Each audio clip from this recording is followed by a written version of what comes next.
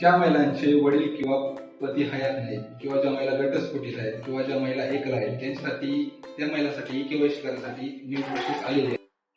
Google क्रोमला Ladki Bahin या वेबसाईटवरती यायचं आहे. पहिलीच वेबसाईट असेल मुख्यमंत्री लाडकी बहीण योजना. या बॉक्सवर क्लिक करायचं आहे. E KYC. इथे लाभार्थी आधार क्रमांक टाकायचा आहे. जो लाभार्थ्याचा आधार क्रमांक आहे तो इथे टाकायचा आहे. जो तुमचा आधार क्रमांक आहे लाभार्थ्याचा तो इथे टाकायचा आहे. नंतर कॅप्चा टाकायचा आहे आणि मी सहमत आहे याच्यावरती क्लिक करायचं आणि OTP पाठवायचा आहे. OTP तुमच्या मोबाईल नंबरवरती गेला असेल. इथं OTP टाकायचा आहे. जो 6 अंकी OTP असेल तो इथे टाकायचा आहे आणि सबमिट करायचा आहे. वडिलांचा किंवा पतीचा आधार क्रमांक टाकायची गरज नाही. तुम्हाला एवढीच केवायसी करायची आहे. ज्या महिलांना वडील पती नाही त्यांना एवढीच केवायसी करायची आहे.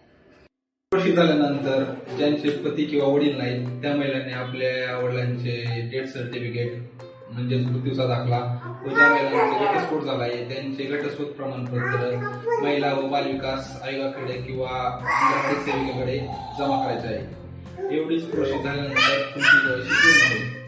हा महत्वपूर्ण व्हिडिओ जास्तीत जास्त शेअर करा. भेटूया अशाच नवीन व्हिडिओमध्ये. धन्यवाद.